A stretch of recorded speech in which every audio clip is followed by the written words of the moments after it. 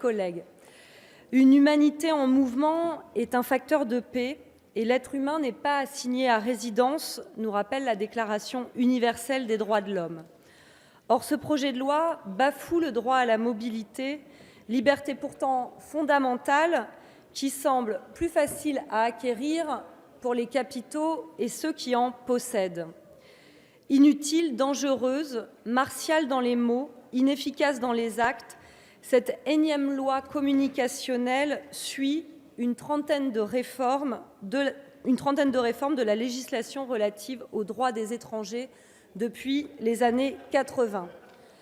Le Conseil d'État alerte, l'urgent n'est pas de continuer à empiler les lois, mais d'en évaluer les effets. Et puis le discours qui accompagne ce projet de loi est aussi faux que risqué. Il pilonne, martèle l'idée que l'étranger est une menace pour l'avenir du pays, pour la cohésion sociale, faisant ainsi des migrants les boucs émissaires faciles face au mécontentement et à la colère des peuples envers les politiques d'austérité. Pourtant, l'humanité de demain se construit bel et bien avec l'accueil d'aujourd'hui. Mais au lieu de mettre en œuvre une politique respectueuse des libertés et droits fondamentaux, ce projet de loi concourt au contraire à céder à la logique de la peur.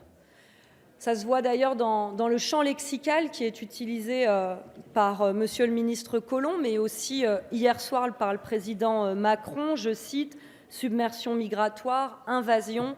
Il y a même eu démographie africaine comparée à une véritable bombe. Alors, plutôt que de combattre la peur, vous préférez l'accompagner.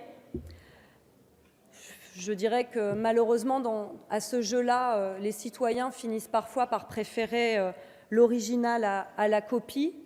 Vous préférez également répéter, quitte à tronquer, qu'on ne peut accueillir toute la misère du monde, alors même qu'en réalité, la réalité, c'est que la France ne prend même pas sa part à cet accueil.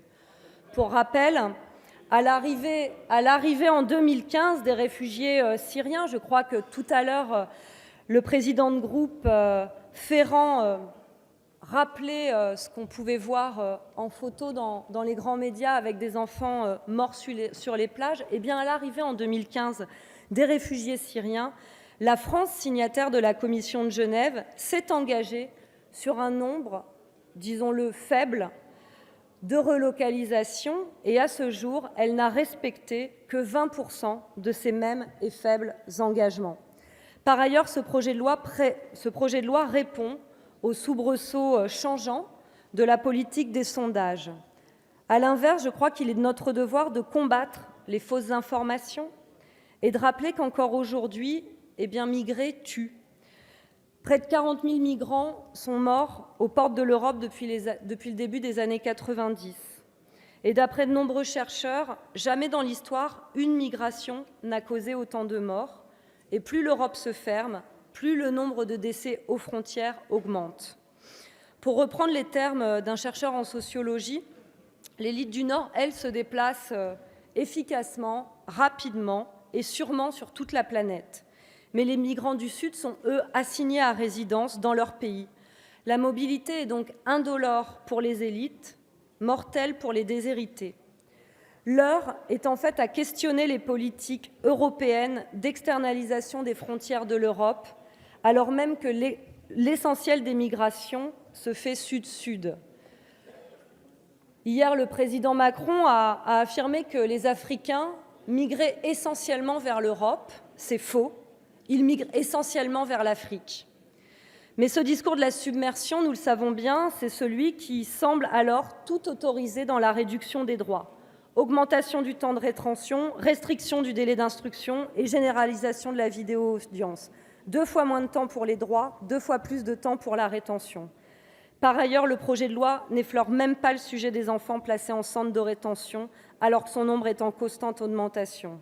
Et puis aujourd'hui en France, des défenseurs des droits humains sont poursuivis pour leur action en faveur des migrants et votre unique proposition face à cette injustice est d'interdire le délit de solidarité si et seulement si la personne secourue est en danger de mort. Sauver des vies devient donc légal. Merci, grande nouvelle.